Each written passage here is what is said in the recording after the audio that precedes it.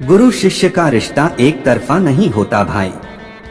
आजकल बहुत से लोगों से ऐसे सुनने मिलता है कि मैंने शिवजी को गुरु मान लिया, पर जब उनसे पूछो कि क्या आपके गुरु शिवजी ने भी आपको शिष्य मान लिया क्या, तो ऐसे में उनके पास कोई ठोस जवाब नहीं होता।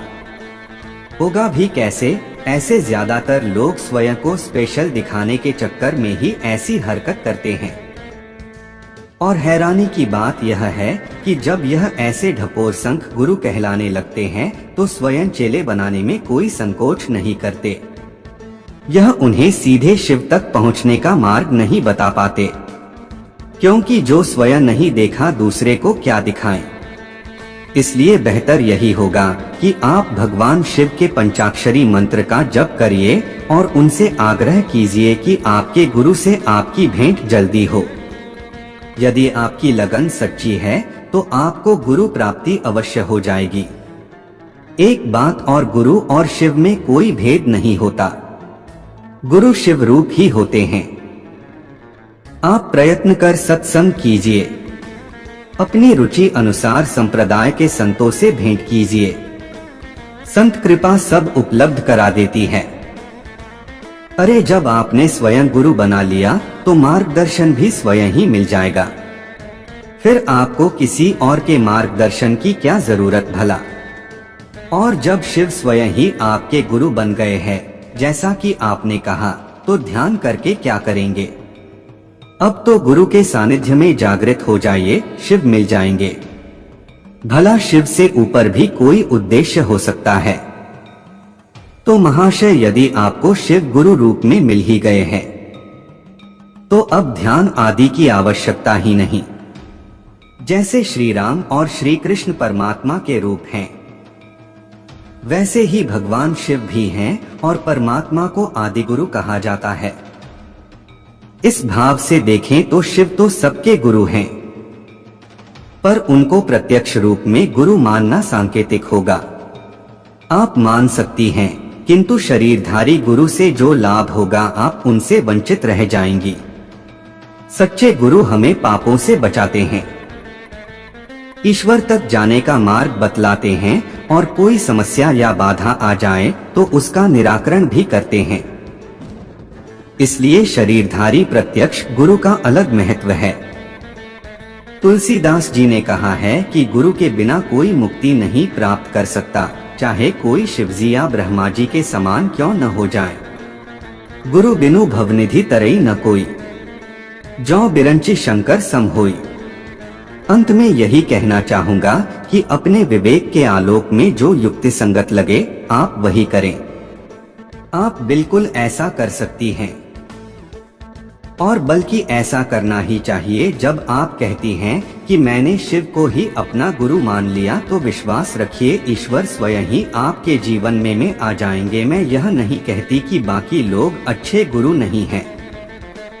हमारे पास बहुत अच्छे उदाहरण हैं, जैसे रामन्ना महर्षि, रामकृष्ण परमहंस इत्यादि।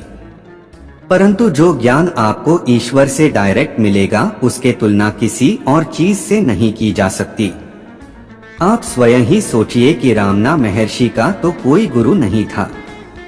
उन्होंने अरुणाचलम पर्वत को ही अपना गुरु माना। रामकृष्ण परमहंस ने भी काली माँ की पूजा की। मैं यह नहीं कहती कि हम इन्हीं लोगों की तरह महान हैं, परंतु ऐसा होने की संभावना है, इस बात को नकारा नहीं जा सकता। संसार के बाकी सभी प्रकार के गुरु जो शरीर रूप में उपस्थित हैं, वे तो स्वयं ही ज्ञान ढूंढ रहे हैं, अर्थात अधूरे हैं।